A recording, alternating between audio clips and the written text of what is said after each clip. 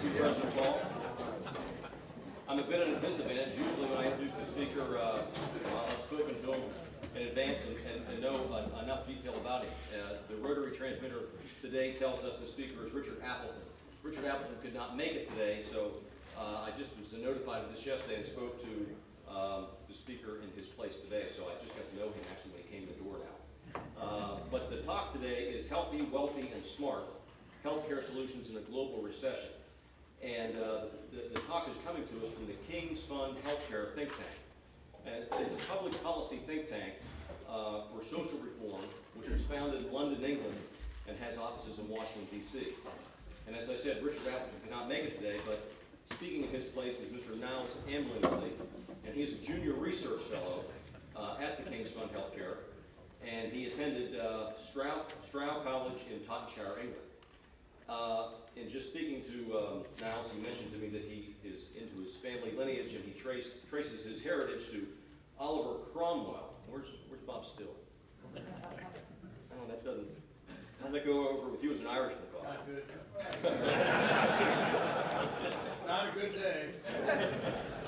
But with that, I ask for a warm Rotary welcome to Mr. Niles Ambrose.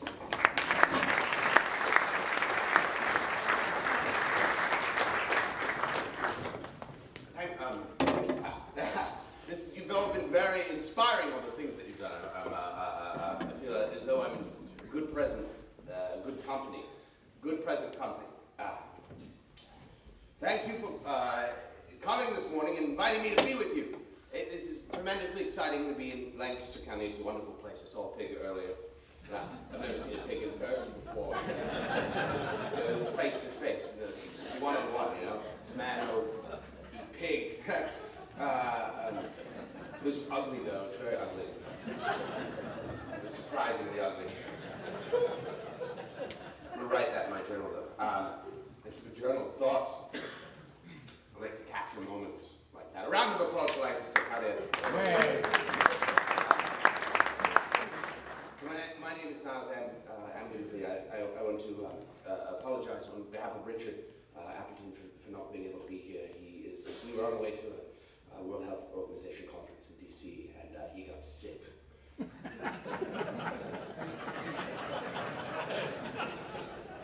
funny. In case of the Dutch drops.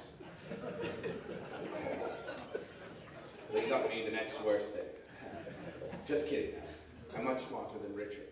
But don't tell him I told you that. Just kidding, you can tell him. I don't usually do speeches and such. I'm more of a behind-the-scenes man with brains, so I'm just a little bit nervous. I'm just ready to say something stupid, like Dutch drops or something. You mentioned that the Rotarian is now. That's not it. The Rotarian magazine is now being published by the people that made Playboy. I did a spread in Playgirl once. It was described as erotic, but I regret it that I did that. That joke. So don't get pulled into that sort of. I shouldn't have said that. All right, so put your hands in the air if you've ever been sick. All right, now put two hands in the air if you've ever paid for healthcare out of cash from your own pocket. Many of you.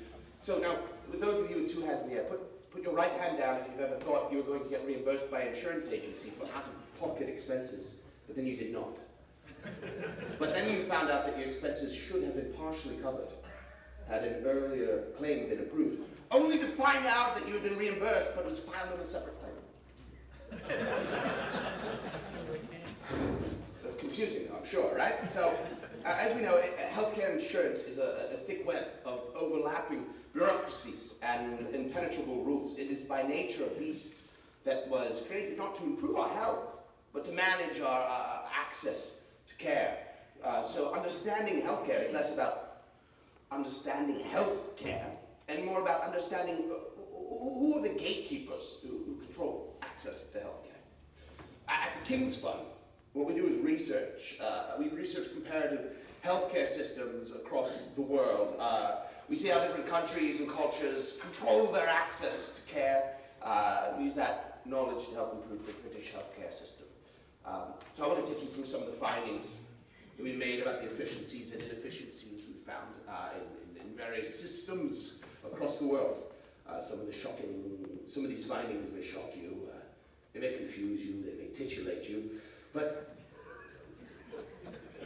most important, they may move you to action. So, before we dive into comparative healthcare, let's think about the thing that starts the whole healthcare project going. That thing, of course, is the human body. We all have one.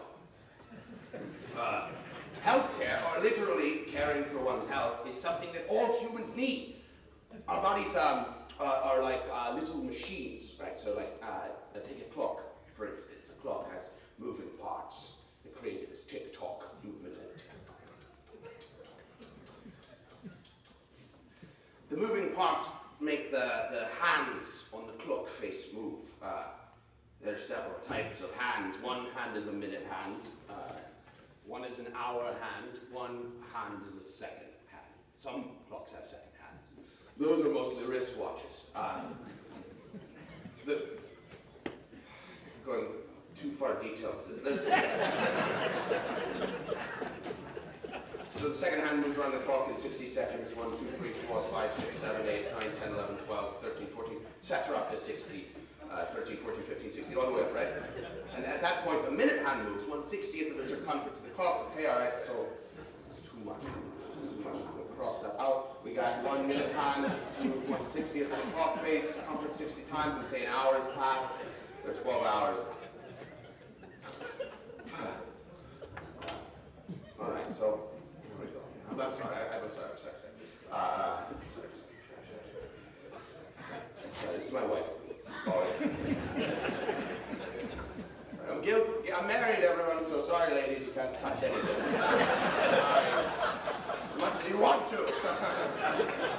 Just kidding, we're having fun. I'll call her back.